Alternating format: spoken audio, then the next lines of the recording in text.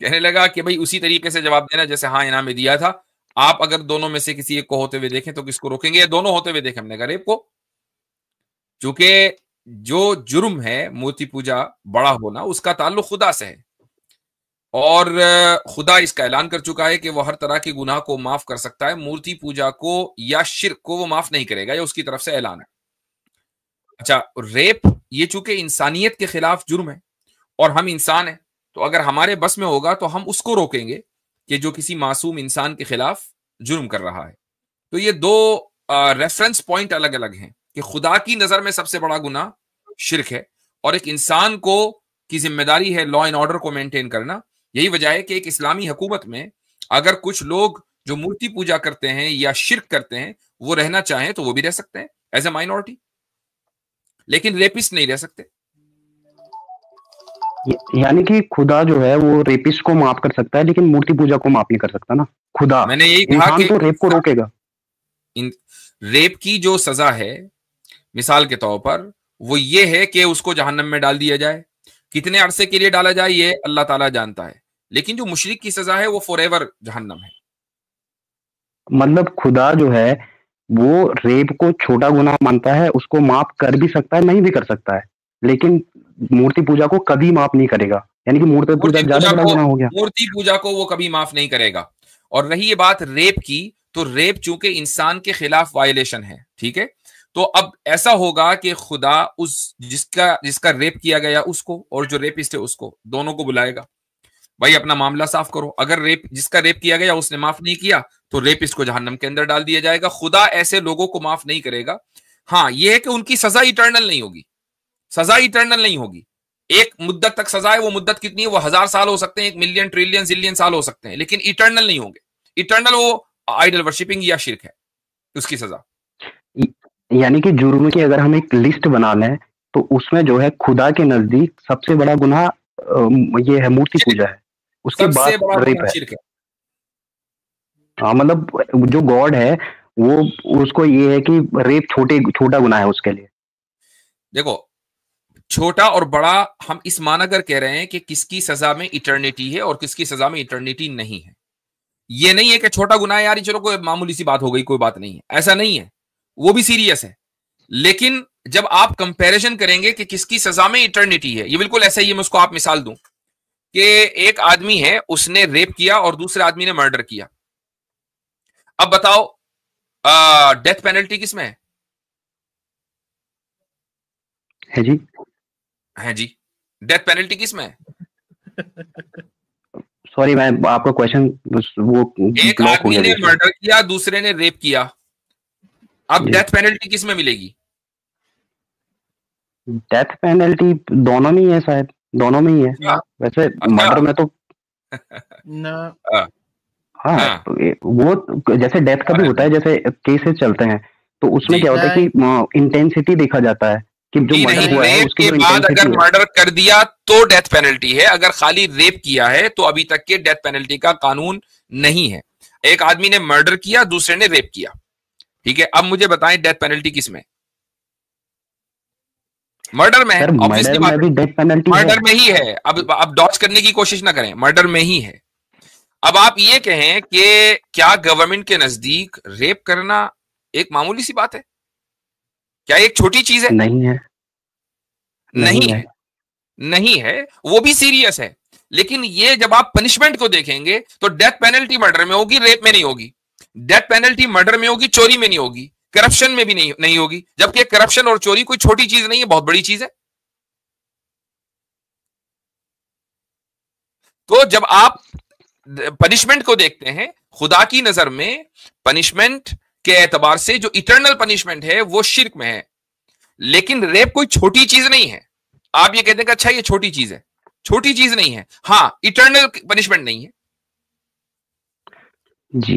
यहाँ पे आपने मर्डर और रेप का एग्जांपल दिया, तो दोनों ही जुर्म है, ठीक है, दोनों ही मतलब बहुत ही ज्यादा है। लेकिन मैं ये नहीं समझ पा रहा हूँ कि कोई एक हिमालय पे बैठ के साधु वो पूजा कर रहा है, शिवलिंग उसने रखा है। जैसे मैं तो हिमालय स्टेट से आता हूँ, तो उसने हिमालय पे बैठे रहते हैं, 12-12 साल बाद दिखते हैं कुंभ में, लेकिन वो वहां बैठ के अपनी चुपचाप मूर्ति पूजा कर रहा है। क्या खा रहा है क्या नहीं खा रहा है, लेकिन एक बंदा है वो रेप कर रहा है, मर्डर कर रहा है, जो भी कर रहा है, तो वो जो जिसको किसी दुनिया से मतलब नहीं है उसका वो गुनाह कैसे हो गया? ये थोड़ा समझाएंगे आप? जी हाँ, देखिए आप जब ये कहते हैं ना कि उसने किसी का क्या बिगाड़ा, यानी जहन में ये बात रहती है कि एक आदमी अगर मूर्ति पूजा कर रहा है अपनी कुटिया में बैठकर, ठीक है, तो उसने इंसान का क्या बिगाड़ा। तो आपका जो पूरा आर्ग्यूमेंट है वो दरअसल हार्म प्रिंसिपल के ऊपर डिपेंड करता है, और यही मॉडर्निज्म या पोस्ट मॉडर्निज्म का उसूल है। चूंकि आपकी जो प्रोग्रामिंग हुई हुई है स्कूल एजुकेशन की बुनियाद पर, वो इस पर हुई है कि लॉज जो बनेंगे वो हार्म प्रिंसिपल की बुनियाद पर बनने चाहिए, कि अगर आपका रवैया दूसरे के लिए हार्मफुल है तो बुरा है, और अगर हार्मफुल नहीं है तो आप चाहे जो करें। ठीक है, यहां मसला आ जाता है। इसको आप एक दूसरी मिसाल से समझ लें। चलें, अभी आप साधु हटा लें, दो लड़के हैं या दो बहन भाई हैं, उसी कुटिया में जहां साधु बैठा है वो बहन भाई रहते हैं, और वो as a husband and wife जिंदगी गुजारना चाहते हैं। आपको क्या लगता है, आपके एतबार से ये ठीक है? रहते हैं तो उसमें क्या गलत है? फिर वो रहते हैं तो रहते कोई हैं, गलत मतलब नहीं है। यानी बहन भाई, आप अपनी बहन के साथ उस तरह जिंदगी गुजार सकते हैं? ये आपको डिस्गस्टिंग नहीं लगता? नहीं, एज अ भाई बहन तो रह सकते हैं। भाई बहन नहीं, ऐसे हस्बैंड हस्बैंड वाइफ एंड हो, वाइफ, ऐसे हस्बैंड एंड वाइफ। दो भाई बहन हस्बैंड वाइफ की तरह रह रहे हैं। हाँ, नहीं, ये तो मैं वो नहीं मानता हूँ कि नहीं, ठीक नहीं है। नहीं मानते ना भाई आप। नहीं। उस कुटिया में जो हिमालय के की कहीं मतलब माउंट एवरेस्ट के ऊपर ही रखी हुई है, बस वहां पहुंच ही नहीं पाता कोई, वहां पर ये हरकत हो रही है, तो इंसानियत का इसमें क्या नुकसान है? आपका कोई नुकसान नहीं किया, नेपाल वालों का कोई नुकसान नहीं हुआ, इंडिया भूटान किसी का भी नुकसान हुआ, जहां जहां उसकी बॉर्डर मिलती है, किसी एक बंदे का भी तो नुकसान नहीं है, लेकिन आप उसको अलाउ नहीं करेंगे। क्यों नहीं करेंगे भाई? नुकसान तो है नहीं यहां पर, वो किसको नुकसान पहुंचा रहे हैं? इसका मतलब यह हुआ कि गुनाह, देखो जुर्म और गुनाह के दरमियान फर्क करना चाहिए। जुर्म जो होता है, यानी जिसको क्राइम बोलते हैं, क्राइम का जो लफ्ज है वो इंसानियत के रेफरेंस पॉइंट के एतबार से बोला जाता है कि जब हम क्राइम करते हैं तो दूसरे को नुकसान पहुंचाते हैं। और एक होता है सिन, सिन जिसको हम गुनाह बोलते हैं। गुनाह के लिए यह जरूरी नहीं है कि आप किसी दूसरे इंसान को नुकसान पहुंचाएं। गुनाह के लिए इतना काफी है कि आपने खुदा की बात नहीं मानी। खुदा यह कह रहा है कि मैं ही इस पूरी धरती का मालिक हूं, मैं ही इस पूरी कायनात का मालिक हूं, और मेरे अलावा किसी की इबादत नहीं होगी। और आप ये कहते हैं कि नहीं, मैं खुदा के अलावा 10 की और इबादत करूंगा। तो हो सकता है कि ये जुर्म ना हो, किसी स्टेट के खिलाफ जुर्म ना हो, किसी सोसाइटी के खिलाफ जुर्म ना हो, और किसी में इसमें किसी का नुकसान ना हो, लेकिन गुनाह तो अपनी जगह है। तो जो सजा मिल रही है खुदा के यहां, वो सिर्फ जुर्म की वजह से नहीं मिलती है, गुनाह की वजह से भी मिलती है, और दोनों के दरमियान फर्क करना जरूरी है। तो हम लोग जो फर्क नहीं कर पाते वो इसलिए कि हम गुनाह और जुर्म को, यानी सिन और क्राइम, दोनों को एक ही समझते हैं।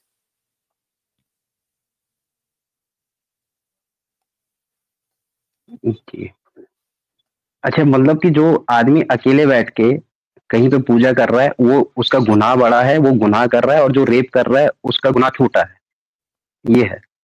अगर जुर्मों में कैटेगरी हम बना लें, ग्रेटर देन का सिंबल लगा लें, हाँ, तो तो आप गुनाह। ग्रेटर देन क्या कर सकते हैं, उसका जो जुर्म है रेपिस्ट का, वो जुर्म है, वो सबसे बड़ा जुर्म हो सकता है। गुनाह तो इंसानियत के, गुनाह तो खुदा के अहकाम की खिलाफ वर्जी होती है ना। तो हो सकता है कि एक मुल्क के या रियासत के किसी स्टेट के लॉ के एतबार से रेप करना सबसे बड़ा जुर्म हो। ठीक है, इसीलिए एक इंसान को या गवर्नमेंट को, पुलिस को यह राइट है कि वो इंटरवीन करे और रेपिस्ट को रोके। गुनाह अगर एक आदमी आइडल वर्शिपिंग कर रहा है तो अब पुलिस नहीं रोकेगी, वो उसका खुदा जाने वो जाने। नहीं, तो आप अभी तो आपने कहा ना कि खुदा जो है वो रेपिस्ट को माफ कर सकता है, लेकिन मूर्ति पूजा को नहीं कर सकता है। देखो, तो या तो माफ करने खुदा की के लिए माफ गुनाह करने की की मैं अलग सूरत कैटेगरी बना बताता हूं, लें। माफ करने की मैं सूरत बताता हूं। मैंने उसी वक्त जो है वजाहत की थी, अभी दोबारा बता रहा हूं, अभी थोड़ी देर पहले मैंने वजाहत की। रेपिस्ट और जिसका रेप हुआ विक्टिम, दोनों को सामने लाया गया। विक्टिम ने माफ नहीं किया, रेपिस्ट हर हाल में जाएगा, उसको माफ नहीं किया जाएगा, चूंकि ये उसकी खिलाफ वर्जी है। और खुदा ने पहले ही ऐलान किया हुआ है कि विक्टिम के राइट का वायलेशन हुआ तो अब विक्टिम माफ करे तो करे, मैं माफ नहीं करूंगा। यानी खुदा ने इसको अपनी अथॉरिटी से बाहर निकाल दिया, खुद ही ऐलान कर दिया कि यह माफ नहीं होगा अगर विक्टिम माफ नहीं करे। लेकिन अगर हाइपोथेटिकली स्पीकिंग विक्टिम ने माफ कर दिया तो खुदा भी माफ करेगा, क्योंकि विक्टिम ने माफ कर दिया। ये इसका ताल्लुक ह्यूमन राइट्स है, जिसको हम अरबी में हुकूकुल इबाद, उर्दू में हुकूकुल इबाद कहते हैं। रही बात हुकूकुल्लाह की, हुकूकुल्लाह यानी rights of God. Rights of God के ताल्लुक से खुदा ने यह उसूल बनाया हुआ है कि हर वायलेशन को मैं माफ कर दूंगा सिवाय आइडल वर्शिपिंग के। मतलब खुदा जो कि अच्छा, एक बात परफेक्ट बताएं है, जो कलम कि भाई, हर चीज। सुनने तो सही, कलम भाई एक बात तो बताएं, क्या आपके अनुसार कोई बंदा जो शास्त्र विरुद्ध कार्य काम करता है उसे मोक्ष मिल जाएगा? शास्त्र विरुद्ध का, शास्त्रों का तो मुझे इतना वो नहीं है सर, नहीं और पता, ना ही नहीं मुझे ये है कि ना ही हमारे यहाँ ऐसा लिखा है कि नहीं तुम्हें शास्त्रों के विरुद्ध साथ चलना है। मतलब हमारे यहाँ पे हिंदू में मुझे अच्छा, ये कभी लगता गीता है। पढ़ी है, भागवत गीता पढ़ी है कभी?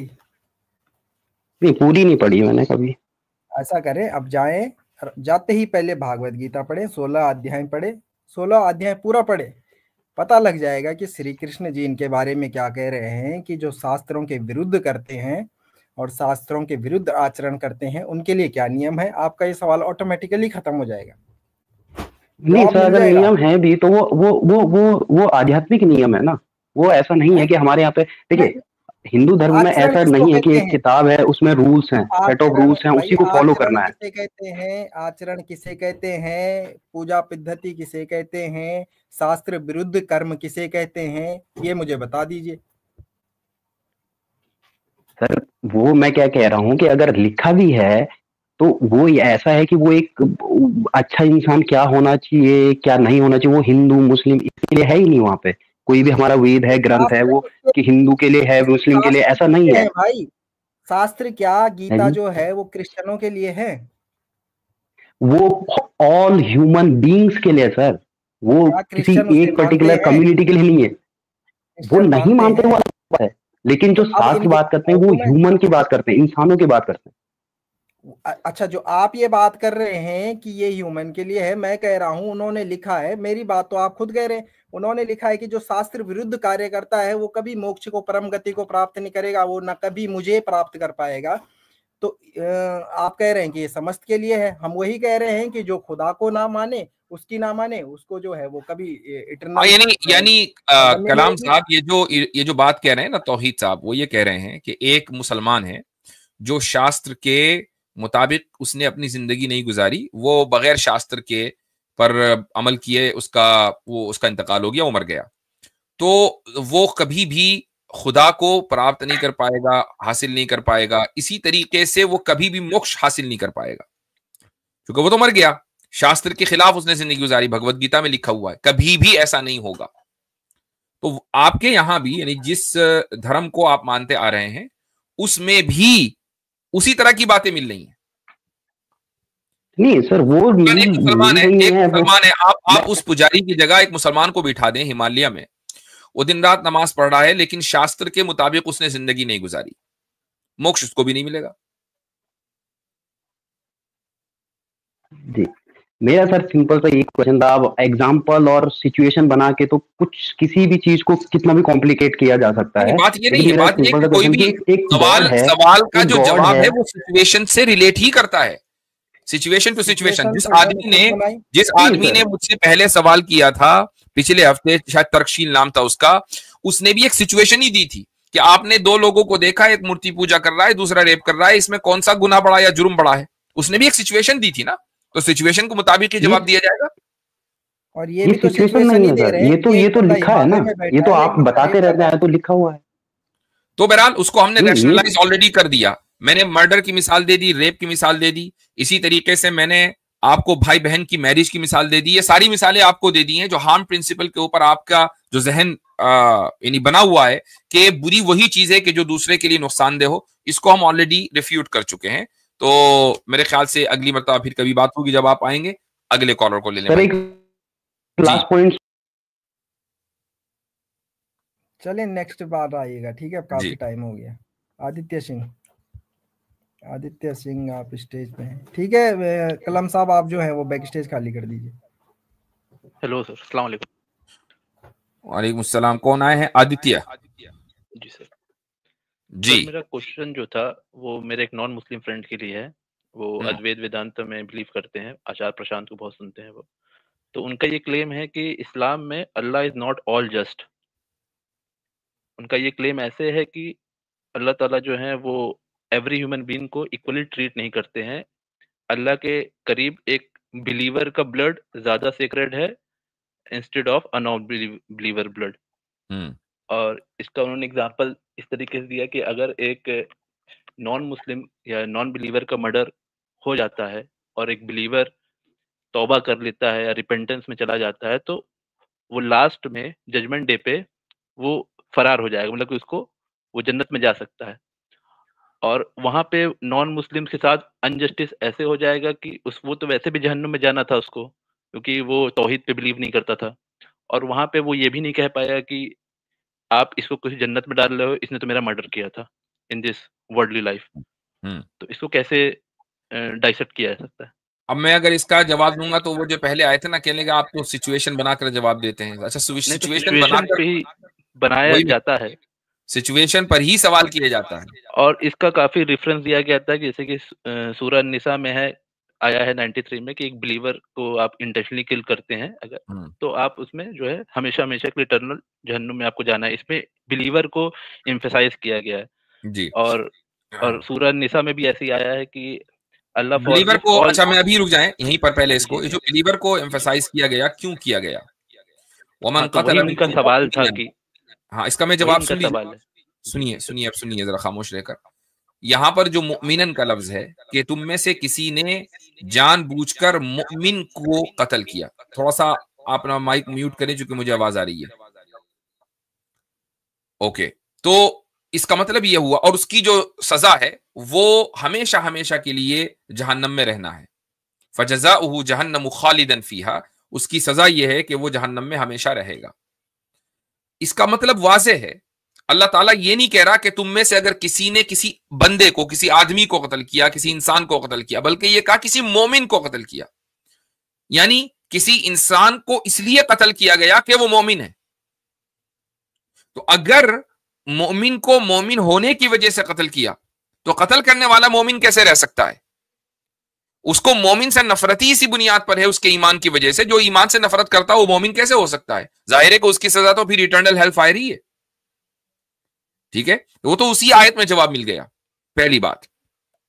दूसरी बात यह है कि यह कहना कि खुदा की नजर में एक मोमिन का खून, उसकी वैल्यू ज्यादा है और एक डिसबिलीवर के खून की वैल्यू ज्यादा नहीं है, और इस बुनियाद पर यह दावा कर लेना कि खुदा जस्ट नहीं है, तो यह तो हम दुनिया में भी देखते हैं, फिर तो जस्टिस पॉसिबल ही नहीं है। क्या एक, जब हम ये मान रहे हैं कि खुदा के साथ शिर्क करना सबसे बड़ा गुनाह है, उससे बढ़कर कोई गुनाह नहीं है, तो अब आप एक लिबरल सेक्युलर रियासत या स्टेट में आ जाएं कि वहां पर देखें आपका सबसे बड़ा जो जुर्म है वो क्या हो सकता है, मसलन रेप हो सकता है, तो क्या एक रेपिस्ट और नॉन रेपिस्ट दोनों को इक्वल ट्रीट किया जाएगा? हरगिज नहीं। अगर रेपिस्ट का जुर्म साबित हो गया तो उसकी जिंदगी जेल में कटनी चाहिए, और अगर नॉन रेपिस्ट है तो जाहिर है कि वो आजादी के साथ रहेगा। तो आप ये कहें कि भाई ये क्या बात हुई, इसने तो, जो रियासत, ये स्टेट है, ये तो बहुत ही ज्यादा जालिम है, इसने रेपिस्ट और अनरेपिस्ट दोनों को, नॉन रेपिस्ट दोनों को इक्वल ट्रीट करना चाहिए था, इक्वल नहीं किया। They don't deserve equal treatment. चूंकि एक बिलीवर है और एक डिसबिलीवर है, दोनों को इक्वल ट्रीटमेंट कैसे मिलेगा? रही ये बात, अब आ जाए उस पर्टिकुलर सिनेरियो पर कि एक आदमी है, मुसलमान है, उसने एक नॉन मुस्लिम को कत्ल कर दिया, तो अब मुसलमान तो जन्नत में चला जाएगा और गैर मुस्लिम कत्ल होने के बावजूद जहन्नम में जाएगा। ये आपसे किसने कह दिया? गैर मुस्लिम कत्ल होने के बावजूद जहन्नम में इसलिए नहीं जा रहा है कि वो कत्ल हुआ है, बल्कि वो इसलिए जाएगा कि वो गैर मुस्लिम है, यानी उसने पूरी जिंदगी खुदा की बात को नहीं माना, खुदा की अहकाम को नहीं माना, खुदा को नहीं माना, वो इसलिए जहन्नम में जाएगा। रही ये बात कि जो कत्ल करने वाला है, तो कत्ल करने वाला अपने कत्ल का जो सजा है, सजा पाकर जन्नत में जाएगा, इसलिए कि कत्ल करना फसाद फिल अर्ज है, और फसाद फिल अर्ज यानी अल्लाह ताला की जमीन में फसाद फैलाना, करप्शन फैलाना, उसकी जमीन को करप्ट कर देना। ये जिस तरीके से इंसानों के खिलाफ वायलेशन है, ये अल्लाह के निजाम के खिलाफ भी वायलेशन है, उसकी सजा उसको भुगतनी होगी। समझ में आ गई आदित्य सिंह? जी सर, जी सर। सर अगर, लेकिन इसमें सर ऐसा नहीं लगता है कि आपको एक लूप होल खुल जाएगा कि इस तरह तो हर मुसलमान कत्ल करके उसको ये लगेगा कि मेरा रिपेंटेंस पे तो मैं चला ही जाऊंगा, और नहीं भी रिपेंटेंस हो पाया तो तौहीद पे हूं तो इटर्नल हेल तो नहीं है, कुछ आपको साल गुजारने आपको के लगता बाद। है कि कोई आदमी जिसको जहन्नम का डिस्क्रिप्शन वाज़ेह तौर से मालूम हो, 1 सेकंड या 5 मिनट के लिए भी जहन्नम में जाना चाहेगा? नहीं सर, वो एक सिचुएशन है, हीट ऑफ द मोमेंट में कुछ हो जाता है उससे, उस समय उसमें शैतान ऐसे कि कुछ भी उसका इविल माइंड हो जाता है तो। नहीं, आपने कहा ना कि इससे लूप होल खुल जाएगा और कुछ लोग इसलिए मर्डर कर दिया करेंगे कि चलो भाई अपना तौबा करके निकल जाएंगे, हम तो जन्नत में, हमारा क्या जा रहा है। तो एक तो ये कि ये तसव्वुर गलत है। दूसरे ये कि क्या कोई आदमी जिसको जहन्नम के बारे में मालूम हो, वो 5 मिनट के लिए तैयार है जाने के लिए? वो 5 सेकंड के लिए तैयार नहीं है। आप अगर एक शरीफ इंसान है, मुआशरे में आपका एक इज्जत है, वकार है, क्या आप 1 घंटे के लिए लॉकअप में बंद होना पसंद करेंगे? आप एक ऐसी रूम में कि जिसको लॉकअप का नाम दे दिया गया, आप वहां नहीं बैठेंगे। वो मैं कह रहा हूँ कि वैसा मूवमेंट अगर क्रिएट हो जाए अनइंटेंशनली या heat of the moment unintentionally हो, देखें अगर एक आदमी से कत्ल हो गया, मसलन गाड़ी चला रहे हैं आप, अनइंटेंशनली किसी को मार दिया, जैसे मान ली लड़ाई हो गई और हाँ। हाथापाई में उसने मार दिया, उसको मर गया वो, ऐसा करके। ठीक है, या गुस्से हाथापाई में में उसके पास उसको मार दिया, पिस्तौल थी, मारने का उसने मार इरादा दिया। नहीं था, तो हाथापाई की सजा तो मिलेगी ना उसको। हाथापाई तो इंटेंशनली की है। मतलब कि सर ऐसा है ना कि मान ली कि दो लड़ाई हो रही है और गुस्से में उसके पास एक गन थी, उसने मार दिया, लेकिन उसको उस सेकंड में समझ में नहीं आया, उसको सेकंड लगा रहे मैंने मार दिया। अच्छा, तो एक बात बताएं कि क्या जो कोर्ट लॉ है, जो जस्टिस सिस्टम है किसी भी मुल्क का, वो इन दोनों सिचुएशन में डिफरेंशिएट करता है कि नहीं? एक आदमी ने हीट ऑफ द मोमेंट में किसी को गन से मार दिया, गन थी, उसने बस मार दिया गुस्से में, और दूसरे ने प्लानिंग करके मारा, दोनों में फर्क है कि नहीं? मारा दोनों में? जी सर फर्क है, वो तो है, फर्क है ना, सजा में भी फर्क होगा। एक में मैक्सिमम सेंटेंस मिलेगी और दूसरे में मिनिमम भी मिल सकती है। जी जी, है ना? ये फर्क क्यों है? इसलिए कि आपने हीट ऑफ द मोमेंट में बस गन निकाली, मार दिया, उसको समझ में कुछ नहीं आ रहा था। तो खुदा भी तो फिर इसी तरह से ट्रीट करेगा ना। जस्टिस सिस्टम चलता ही इसी तरह है। और सर इस्लामिक सिस्टम में क्या है कि जो 3 स्टेजेस हैं उसके लिए, जो उसको थोड़ा सा एक्सप्लेन कर सकते हैं आप? नहीं समझा, 3 स्टेजेस क्या मतलब? मतलब कि जो 3 हक कहते हैं, एक अल्लाह का हक है, एक विक्टिम का हक है, और एक जो ब्लड मनी वगैरह होता है, या जो आई फॉर एन आई है कॉन्सेप्ट। नहीं, वो 3 नहीं, 2 ही हैं। अच्छा, वो दो ही जरा सा अच्छा। आपका माइक जरा गड़बड़ है और वॉइस रिपीट हो रही है। 2 हुकूक हैं, एक खुदा का हक है और एक बंदे का हक है।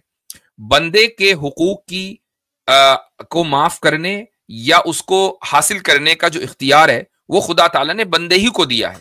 उसके खिलाफ अगर वायलेशन होगा तो खुदा की अदालत में उस विक्टिम को ही बुलाया जाएगा। वो चाहेगा तो माफ करेगा, नहीं चाहेगा तो वायलेटर की कोई माफी नहीं है।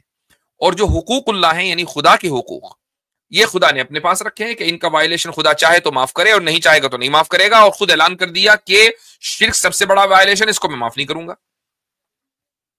तो अगर मान लीजिए कि जिसकी हक खिलाफ वर्जी हो रही है वो काफिर है, मसलन उसको कत्ल कर दिया गया, तो वो अपने कुफर की बुनियाद पे जहन्नम में जाएगा, वो अलग बात है। लेकिन चूंकि उसके हुकूक की खिलाफ वर्जी करने वाला एक मुसलमान है, और उस मुसलमान ने सिर्फ हक की खिलाफ वर्जी नहीं की एक इंसान की, बल्कि यह भी कि उसने खुदा की जमीन में फसाद फैलाया है। अगर उसने इंटेंशनली मर्डर किया, प्लानिंग करके मर्डर किया, तो उसकी सजा फिर लंबी है। और अगर उसने हीट ऑफ द मोमेंट में मर्डर कर दिया तो उसकी भी सजा है, वो कितनी लंबी होगी वो खुदा जानता है।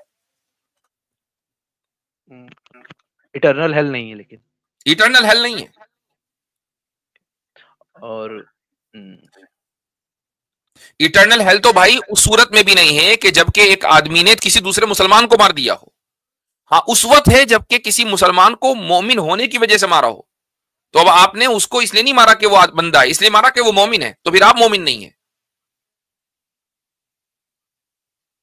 और सर अगर लेट सपोज जिसने मर्डर किया है उसको यही सजा मिल जाती है, जैसे भी मिल जाती है, उसको फांसी हो जाती है या उसको डेथ हो जाती है, तो ठीक है। इसीलिए एक आदमी को वहां अगर पे इस दुनिया सजा में मिलेगी कि नहीं मिलेगी? नहीं, अगर इस दुनिया में सजा उसको मिल गई है, उसको मसलन किसास जिसको कहते हैं हम, डेथ पेनल्टी, उसने खुद जाके एतराफ कर दिया या जो भी है मान लिया उसको, या ब्लड मनी दे दिया और रिश्तेदारों ने माफ कर दिया, तो मामला यही साफ हो गया।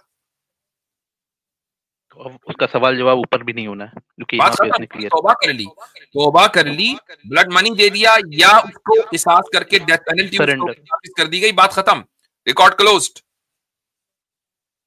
Okay sir, thank you. You चलें वेलकम। ठीक है, इजाजत लेते हैं आपसे। हमारे साथ हैं अबू साकिर। जर्नो भाई जुड़े हैं। अस्सलाम वालेकुम। जर्नो हिंदी साहब क्या हाल चाल है? अस्सलाम वालेकुम। अस्सलाम वालेकुम। वालेकुम अस्सलाम रहमतुल्लाहि व बरकातहू। अल्हम्दुलिल्लाह। मुफ्ती साहब आप कैसे हैं? अल्हम्दुलिल्लाह, दुआएं हैं जी। जी कंटिन्यू करते हैं। चले भाई।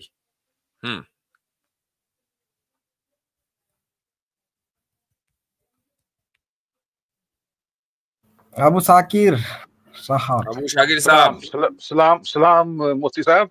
वालेकुम सलाम। मुफ्ती साहब, आजकल जो कोई वीडियो बनाता है जिस पे आपका नाम लिखा होता है वो मुझे सजेशंस में आ जाता है। मैंने आपका एक एडिटेड वीडियो देखा जिसमें वो सवाल पूछता है कि मूर्ति पूजा बड़ा गुनाह है या कोई हाँ, किसी रेडी को पे ऐसे कर दोषी की रहा है बात वो। कर रहे हैं। हाँ, तो आप जवाब देते हैं कि मूर्ति पूजा, उसके बाद म्यूजिक आता है और फिर किसी और के ऊपर आपका चेहरा लगा देता है तो लोग आपके पीछे भागते हैं जूतियां लेके। तो मैं जानता हूँ ये एडिटेड वीडियो, मैं जानता हूँ, आपको एक्सप्लेन करने की जरूरत नहीं। तो मैं उसके कमेंट सेक्शन पे गया, मैंने लिख दिया you are a scumbag, in another word शरल बरिया। मैंने ठीक किया। ऐसा है कि हमारा इज्मा है, हमारा इज्मा है इसमें। देखिए ऐसा है, शर्रुल बरिया दूसरे को शर्रुल बरिया के हमें कोई मसला नहीं है। ठीक है, हमें कोई टेंशन नहीं है, आप एक दूसरे को कहते रहो। ठीक है, तो नहीं है, आप डिसएग्री करते हैं? नहीं, मैं कहाँ डिसएग्री कर रहा हूँ, मैं कह रहा हूँ एक दूसरे को कहते रहो, क्या है, हम तो गेम देख रहे हैं। एक शर्रुल बरिया दूसरे को शर्रुल बरिया कह रहा, हमारा क्या जा रहा है? ये वीडियो जो है ए सीकर के नाम से जारी किया है, आप समझ गए हैं वो कौन शख्स है। हाँ, वो ठीक है। अच्छा चलिए ठीक है, पर ऐसी हरकतें मैं इमाम यूनियन भी करती है माजरत के साथ। हम नहीं करते, मैं नहीं करता हूँ। और हमारी कोई सुने, हमारे कोई ऑर्गेनाइजेशन नहीं है कि जिसका कोई प्रेसिडेंट, अमीर, सेक्रेटरी, जनरल सेक्रेटरी और उसके रूल बाय लॉज कुछ ऐसा चलता हो। हर एक आदमी आजाद है और जो चाहे जो करे। आपके चैनल पे हमारे अली रजा खुर्रम ने मेरा एक क्लिप, एडिटेड क्लिप मेरे चैनल पर, मैंने आपके चैनल पे वो जहाँ पे वो लाइव आपके चैनल पे लाइव, ठीक है, उसमें ये हो सकता है कि जाहिर है कि मेरे चैनल पर अपलोड अगर कोई चीज होगी तो उसका तो मैं जिम्मेदार हूं कि भाई ये इस तरह अपलोड नहीं होनी चाहिए। उसमें भी बात मरतबा मिस हैंडलिंग हो जाती है, जो एडिटर्स होते हैं, मैं तो हर चीज नहीं देखता हूं। अगर कोई लाइव मसलन कोई शेयर कर रहा है, एक तो मुझे पता नहीं कि आप किस वीडियो का रेफरेंस दे रहे हैं, लेकिन अगर कोई शेयर कर रहा है हमारे पैनलिस्ट में रिमाइंड कर देता हूं, होल्ड ऑन, तो उस पर हमारा कोई कंट्रोल नहीं है।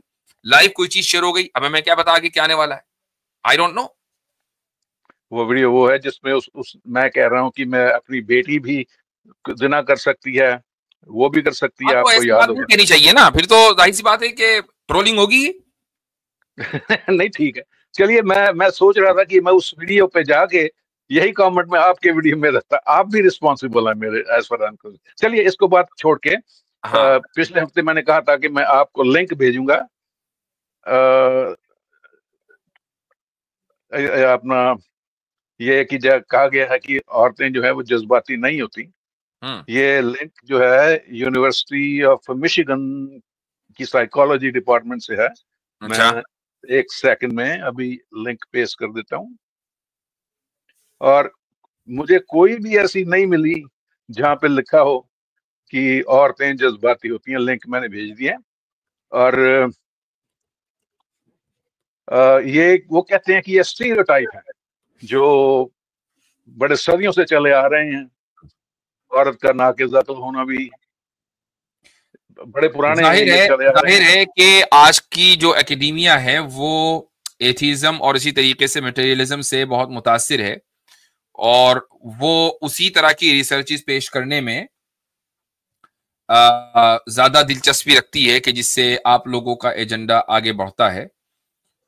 लेकिन फिर भी बाज मर्तबा सच जबान के ऊपर आ जाता है और ये अल्लाह ताला लेकर आता है इन लोगों की जबान के ऊपर। तो मिसाल के तौर पर आप तो बाद में करेंगे, पहले मैं शेयर कर देता हूं। ये देख लीजिए, साइकोलॉजी टुडे।